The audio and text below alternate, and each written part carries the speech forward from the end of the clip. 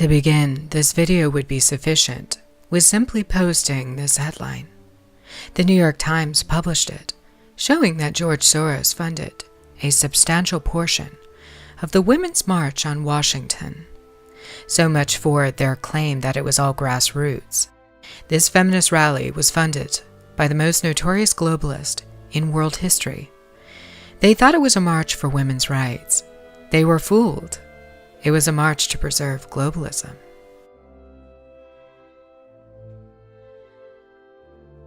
Thousands of feminists and lesbians descended upon Washington, D.C. for the event of their lifetimes, to protest the ultimate symbol of patriarchy. A man by the name of Donald.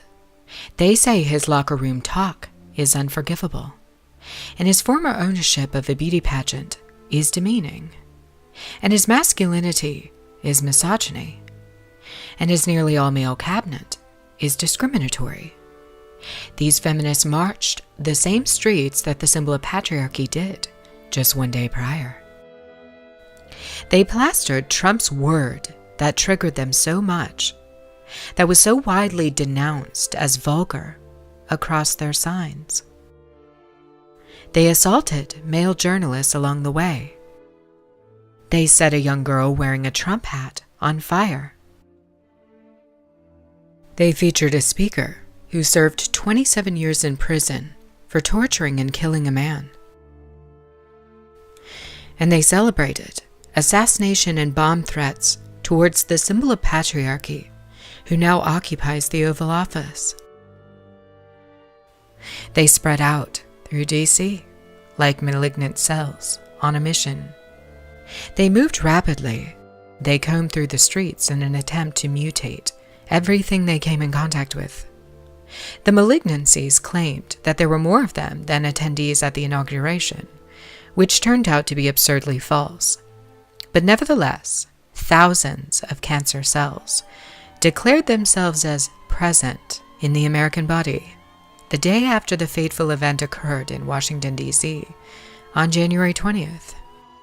The feminists likened Donald's oath of office to 9/11. Some even said that having cancer was better than having Trump. You see here on a screen how cancer spreads, and does so rapidly. The cells divide until they form the structure of a larger mass. Likewise, feminism also spreads and mutates and builds into a large mass, a large tumor. Areas and spread to the surrounding organs. These cells can then invade other parts of the body, multiply and produce new tumors. Metastasis is the term used for this spreading process. In order to stop this from happening, you must initiate apoptosis of cancer cells. There's simply no other way. Whether through a natural approach or through chemotherapeutic agents, radiation, or surgical removal, the cancer must be killed. And feminism is that cancer. If it isn't killed, then it will kill the body that it inhabits. The precancerous cells, they're being exposed to the same negative growth signals, but notice how they're ignoring them, how they keep dividing and keep growing, and they don't express the property of stopping. They just keep growing as if they're ignoring whatever's happening, and that's because they've lost their checkpoints.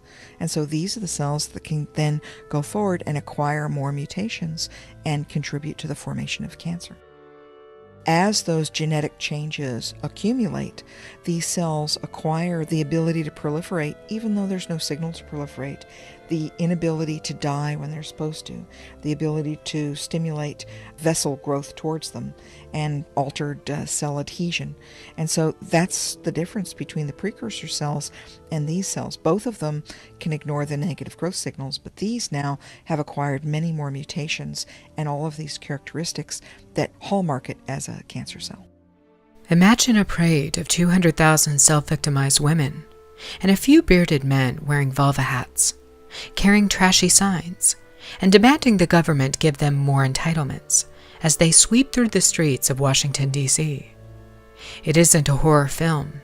It really happened on January 21st.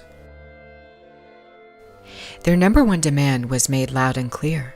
In a poem Ashley Judd recited, where she demanded tax-exempt status for tampons. We are here to be nasty. I'm nasty. Like my blood stains on my bed sheets, we don't actually choose if and when to have our periods. Believe me, if we could, some of us would. We don't like throwing away our favorite pairs of underpants. Tell me, why are pads and Tampax still taxed? Ooh, that was a brand name. Why are tampons and pads still taxed when Viagra and Rogaine are not? Yes, Ashley Judd really just said that tampons should be tax exempt. This gets to a very much larger issue. What was the Women's March on Washington really about? Globalism, yes, but other themes were put on display as well, such as women preserving their contrived victimization status and protecting their entitlements and cementing their reliance upon the state. Women dwarf men in their consumption of social services and entitlements in America. And Donald Trump plans to cut funding to many of these programs. These include things like food stamps, Medicaid, welfare, and WIC. Feminists, I realize this might not be the message you want to hear, but you need to hear it anyway. The modern woman of the West is merely a slave to the state, much more so than her male counterpart. Women are enslaved through their massive consumption of societal resources, entitlements, and welfare. This 2016 book, called The Sovereign Debt Crisis, the EU, and Welfare State Reform, edited by Caroline Delaporte, exposes the financial burden of women in Europe because they are not paying enough in taxes, yet are consuming huge quantities of entitlements. A 2010 New Zealand study found the same thing. Women are straining economies, contributing to a growing national debt.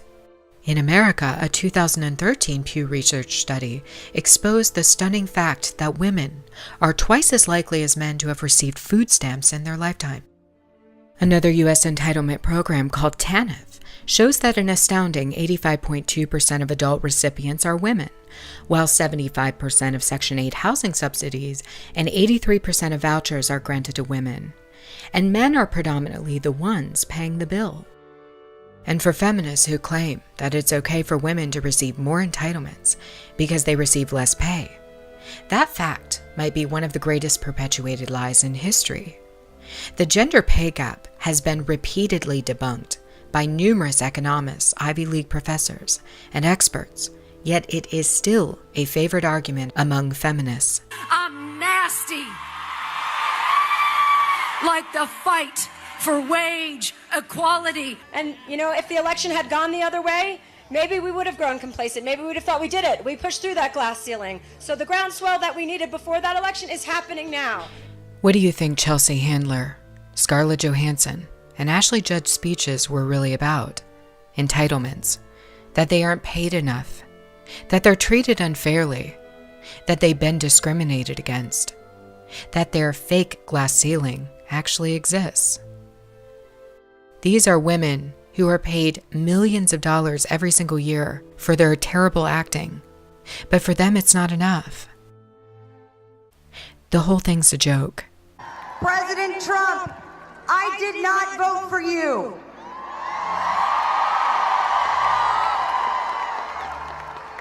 That said, I respect that you are our president-elect and I want to be able to support you. But first, I ask that you support me. We often talk about male privilege, but it's actually women who are far more privileged than men when it comes to free government handouts. Feminism is merely the manifestation of a far too privileged group. Women in the West might be one of the most privileged groups in the history of the world. And it's simply a matter of the numbers. Each year, women consume billions and billions in resources paid for by taxpayers, and they consume far more than they pay in. And that patriarchal society they complain so much about is what is funding them to continue to complain. That's correct. Without patriarchy and the billions of dollars paid for by men, these women probably wouldn't have had enough money to organize their pathetic march on Washington, D.C. 200,000 disgraceful women descended to show solidarity against Donald Trump. My friends, you don't need to dialogue or respect or listen to feminists. They are leeches to society, promoting further enslavement of women to the state.